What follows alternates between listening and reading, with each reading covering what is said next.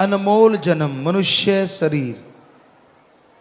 बाकी जितने भी शरीर हैं हालांकि दुर्लभ हैं, लेकिन आत्मा के लिए जो शरीर सबसे दुर्लभ है, किसी भी मोल पे कहीं भी खरीदा नहीं जा सकता, वो मनुष्य शरीर है।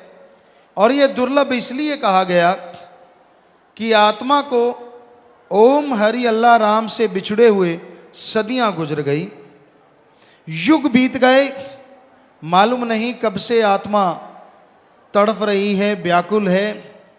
और तड़फती हुई आत्मा को, व्याकुल आत्मा को आवागमन से, जन्म मरण से आज़ादी का मौका किसी जन्म में मिला है तो वो जन्म है मनुष्य शरीर, मनुष्य जन्म। बाकी जितने भी शरीर हैं उनमें आत्मा आवागमन से आज़ाद नहीं हो सकती, जन्म मरण से आज़ाद नहीं हो सकती। सिर्फ मनुष्य शरीर में ही प्रभु ने मौका दिया है, मालिक ने मौका दिया है कि ये जन्म मरण से आज़ाद हो जाए। लेकिन ये संभव तभी है जब सुमरन किया जाए, जब भक्ति की जाए। जब तक जीवात्मा मनुष्य शरीर में ओम हरि अल्लाह राम की भक्ति इबादत नहीं करती, तब तक आवागमन से आज़ाद नहीं हो सकती। जन्म मरण का चक्कर बड़ा लंबा है। धर्मों में हमने पढ़ा सदियां गुजर गई आत्मा को भटकते हुए, युग बीत गए। अलग अलग धर्मों में भाषा जरूर अलग अलग है, लेकिन सबका मतलब यही है कि आत्मा को मालिक से बिछुड़े युग हो गए, सदियां गुजर गई, बहुत समय हो गया। एक जन्म मरण का दुख भयानक है। और 84 लाख बार जन्म लेना, 84 लाख बार मरना, उसका दर्द कितना आत्मा को सहना पड़ता होगा, कहने सुनने से परे। मनुष्य शरीर जो सर्वोत्तम है, इसके जन्म मरण का जो दुख है वो धर्मों में लिखा है कि जन्म के समय आत्मा जठर अग्नि में रहती है, मां के गर्भ में रहती है, बहुत टेम्परेचर होता है, चारों तरफ गंदा खून, आत्मा शुरू में आ जाती है और फिर शरीर बनता है। तो वो व्याकुलता, बेहद परेशानी, तड़पती हुई आत्मा मालिक को बुलाती है, मालिक का नाम लेती है, मालिक में लिब लग जाती है। और आत्मा तड़पती हुई व्याकुलता से मालिक को बुलाती है तो उसका ध्यान मालिक से जुड़ जाता है, उसका ख्याल मालिक से लग जाता है। तब जाके ये शरीर बनता है, शरीर की रचना होती है। और शरीर बनके जब आत्मा बाहर आती है तो उसकी लिब मालिक से टूट जाती है एकदम से, और दुनिया की हवा ऐसी लगती है, कभी कभार रोती है मालिक की याद में।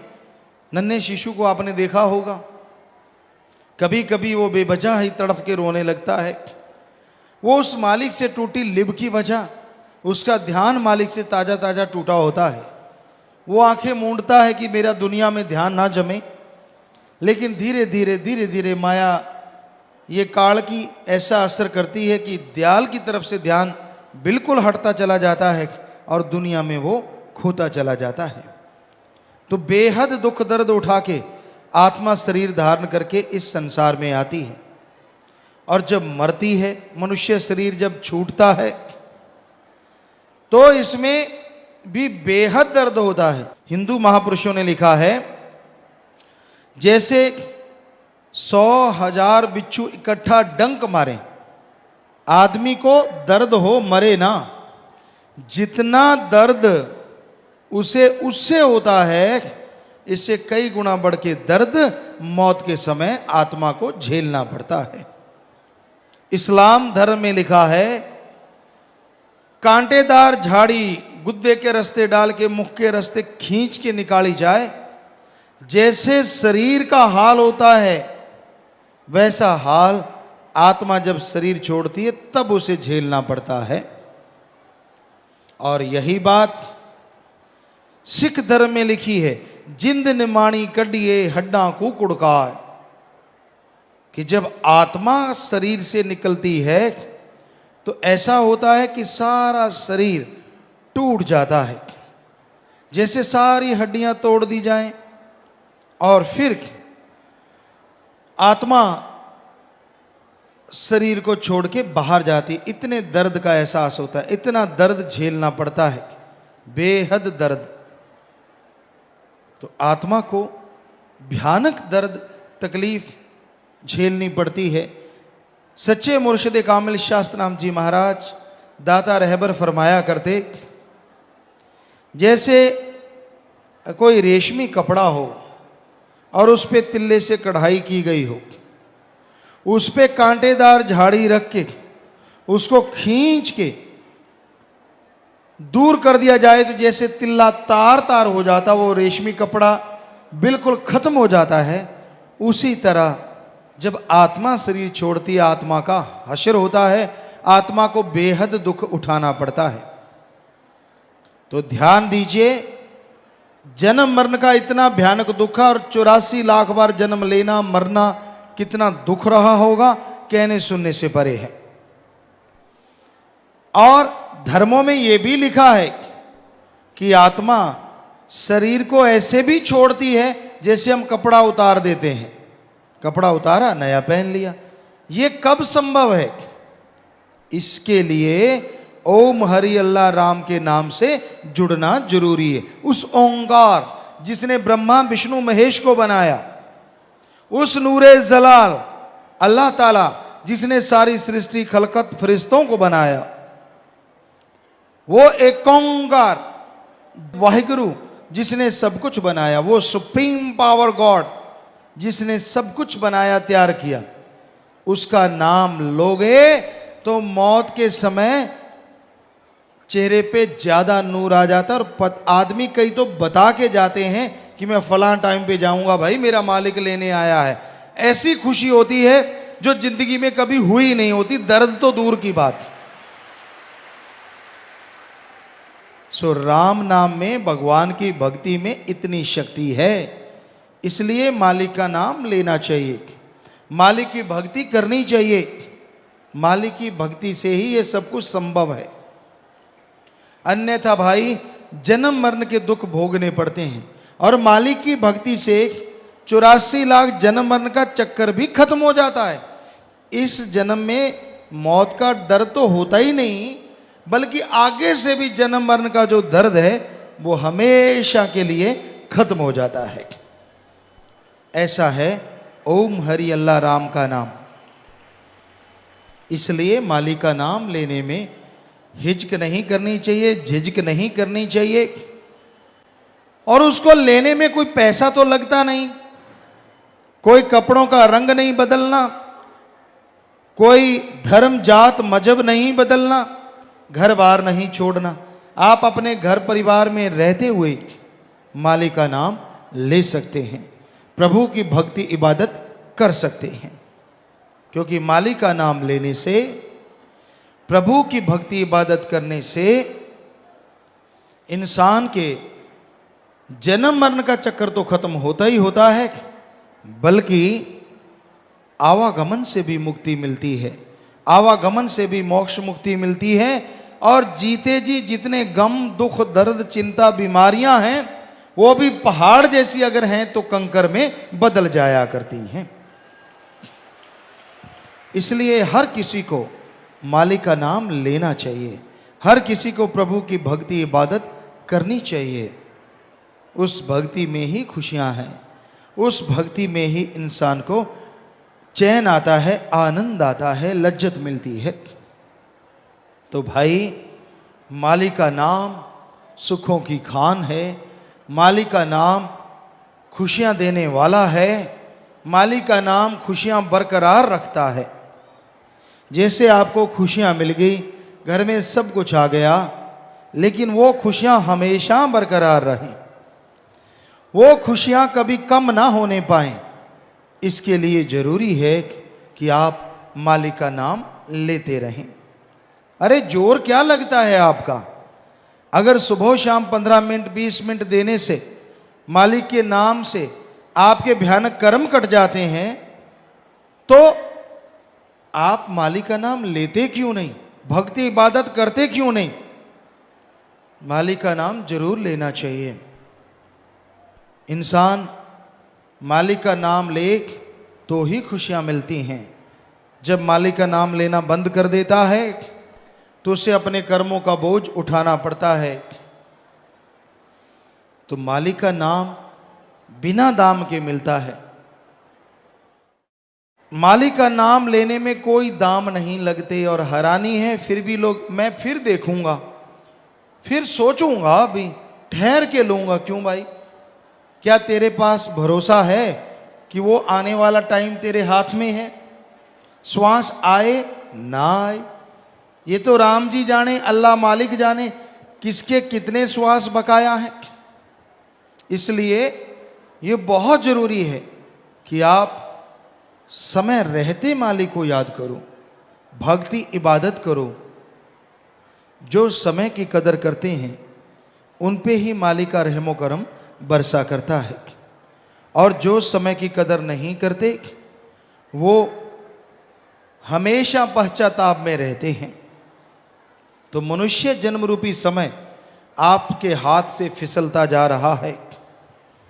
इसमें उस परम पिता परमात्मा का नाम जपो। दुनिया में ऐशो आराम के लिए आप कितना साजो सामान जुटाते हैं। गाड़ी चाहिए, रहने को बढ़िया घर बंगला बगीचा चाहिए, अच्छी औलाद हो, तंदुरुस्ती चाहिए, अच्छा खाने पीने का सामान चाहिए। पर ये सारा तभी अच्छा लगता है अगर शरीर तंदुरुस्त है। बीमार इंसान को सोने के कमरे में बिठा दो, गोल्ड के कमरे में बिठा दो, 10 एसी लगा दो, क्या उसे कोई चैन आएगा? उसे कोई असर नहीं, चाहे आम मकान में हो चाहे उसमें। वो चारपाई पे लेटा है, कर्रा रहा है, दर्द ही दर्द शरीर में हो रहा है। इससे अच्छा है कि वो तंदुरुस्त रहे, चाहे एसी ना हो, गोल्ड ना हो, चाहे एक पेड़ के नीचे ना रहना पड़े, पर तंदुरुस्त जैसा कोई सौगात नहीं। तो अगर जीवन में तंदुरुस्ती चाहते हो कि आपको बीमारियां लगे ही ना, तो राम का नाम रेगुलर जपा करो। जैसे सुबह सुबह उठते हो, चाय नाश्ता लेना जरूरी, आप लेते हैं, खाना लेना जरूरी, दिन को भी खाना टाइम पे लेते हैं, नहीं लेते तो अंदर चूहे कूदते हैं। सारा काम आप टाइम पे करते हैं। एक ही काम है जो टाइम पे नहीं करते, राम का नाम, अल्लाह की इबादत, वाहिगुरु की याद। उसके लिए भी टाइम निश्चित कर लो कि हाँ भाई मैं इस टाइम नाम जपूंगा, रात को भी इस टाइम जपूंगा ही जपूंगा। और उसका नाम जपने से तंदुरुस्तियां आएंगी, घर में बरकत आएगी और आने वाली परेशानियां उड़ती चली जाएंगी। क्यों नहीं थोड़ा सा टाइम देते? क्यों नहीं जरा सा समय देते? पता नहीं क्या इतना काम है आपके वश में हो। मौत आने वाली हो तो जमदूत को भी रिश्वत दे दो, मेरा अभी काम बाकी है यार, 5 लाख ले जा, मुझे कुछ दिन के लिए छोड़ जा। पर वहां रिश्वत नहीं चलती। जब टाइम आ गया उसने तो आपकी सुननी नहीं, झट से ले जाना है। सो आप ये कहते हैं मुझे काम बहुत रहता है, सत्संग में नहीं आ सकता, बड़ा काम धंधा है, इमरजेंसी हो जाए, तेरा बच्चा बीमार हो जाए, देखते हैं काम कैसे चलेगा। कैसे छुट्टी ले लेता है झट से, तब काम कौन चलाता है? क्योंकि सत्संग को जरूरी नहीं समझता इंसान। जबकि सत्संग में बना बनाया सुमरन बचनों पे पक्के रहने वाले बेतहा ले जाते हैं।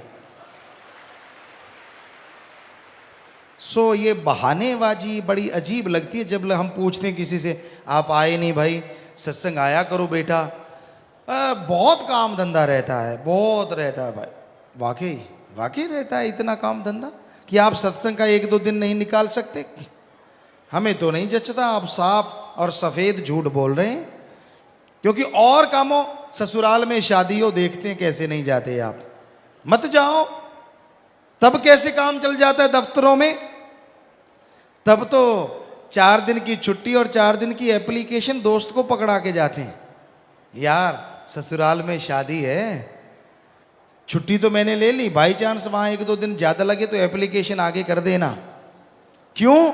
क्योंकि वहां जीजा जी जो होनी है, घर का जवाई राजा आया है, और जवाई राजा यूं वैसे कोई पूछता ही ना हो जाए तो, पर वैसे तो वहां कैसे काम चल जाता भाई, दफ्तरों में कैसे सब जगह से छुट्टी मिल जाती है। सत्संग क्या फजूल है? अरे सत्संग फजूल के पाप कर्मों को जो आपको भोगने पड़ रहे हैं जला के राख कर देता है। इसलिए सत्संग में जरूर आया करो। हर धर्म में लिखा है, हमने सारे धर्म पढ़े हैं सतगुरु की कृपा से, हर धर्म में लिखा है सत्संग में भगवान विराजमान होते हैं और बेइंतहा मूसलाधार दया में रहमत बरसाते रहते हैं। क्या पता कौन सी रहमत आप पे बरस जाए और कैसे आप दोनों जहान की खुशियों से माला माल हो जाएं। क्योंकि दुनिया में रहते तो आपको राम याद नहीं आता, घाटा पड़ने लगता है तो भगवान याद आता है, बीमारी लग जाए तो भगवान याद आता है, बच्चा बीमार हो, घर में तकलीफ हो, शरीर में दर्द हो तो भगवान याद आता है। वैसे तो तरह तरह की पार्टियां हैं, तरह तरह के दिन रखे जा रहे हैं और उनमें एंजॉय करो, बस सारा दिन एंजॉय ही है, गप मारने का, चुगली करने का, निंदा करने का। किट्टी पार्टी है जी, उसमें क्या होता है, तेरा पति ऐसा, तेरा फलाना ऐसा, तेरा धिंकड़ ऐसा। ये चुगली पार्टी रहे तो अच्छा नहीं लगेगा। कर कोई नाम ने माता बहनों बुरा ना मानना, वैसे रखना तो यही चाहिए ना भाइयों को भी। जो भी आप एंजॉय के लिए पार्टी लगती है, एंजॉय चुगली पार्टी कैसा रहेगा, कभी नहीं रखोगे। वैसे होता तो यही कुछ है। बैठ जाओ, आप चुगली निंदा छोड़ दो, देखते हैं पार्टी में क्या करते हो। हम स्कूल में गए, लड़कियां थी, कॉलेज था, स्कूल था, बच्चे बैठे थे अपने वहां आश्रम में, हमें याद नहीं कौन सा बच्चा था। तो स्कूल में बैठे बैठे हमने उनसे कहा, बेटा आप सिमरन किया करो, भक्ति किया करो। कहते पिताजी आप आया करो। हमने कहा ठीक है, आप कोई बुराई छोड़ दो। कहने लगे हाँ जी आप बताइए, हमें बता दीजिए, हम वो बुराई छोड़ देंगे। हमने कहा पक्का? हमने कहते जी हाँ। सारे स्कूल कॉलेज के बच्चे कहने लगे। हमने कहा ठीक है बेटा, चुगली निंदा छोड़ दो। बच्चों ने हाथ खड़े किए। एक ठीक ठाक छोटा सा बच्चा था, वो रो रहा था। हमने कहा बेटा हमारे पास ही था, तू रो क्यों रहा है? तो उसने जो कहा जरा ध्यान से सुनना। कहने लगा पिताजी अगर चुगली निंदा छोड़ देंगे तो करेंगे क्या? वाकई सच है, जरा सोच के देखो, चुगली निंदा अगर छोड़ दोगे तो करोगे क्या? बाकी बातें कौन सी रह जाती हैं? आ भाई कैसा है? ठीक हूं। काम धंधा कैसा चल रहा है? बहुत बढ़िया चल रहा है। अगर ऐसे बोल दिया तो अंदर जलन शुरू हो जाती है, उसी टाइम तेजाब बनना शुरू हो जाता है। भगवान इसका बढ़िया चल रहा है, आग क्यों नहीं लगाई इसके? और अगर किसी ने कह दिया यार बहुत बुरा हाल है, बाहर से अच्छा यार मेहनत करना, अंदर से लड्डू फूटते हैं, बढ़िया हो गया, तो इसी काबिल था। सो किसी को खुश देख के आज के लोग खुश नहीं होते, बल्कि ज्यादातर लोग दुखी हैं दूसरों को खुश देख के। किसी को खुश देखते हैं, किसी को सुखी देखते हैं, बेहद दुखी हैं, बेहद दुखी, या अपने कर्मों की वजह से दुखी हैं। तो कर्मों से नेकर्म होने के लिए, कर्मों से बचने के लिए, कर्मों का दायरा जबरदस्त है, उनसे आपका बचाव हो, इसके लिए अगर कोई मूल मंत्र है, अगर कोई तरीका है, तो एकमात्र तरीका ओम हरि अल्लाह वाहेगुरु राम का नाम है।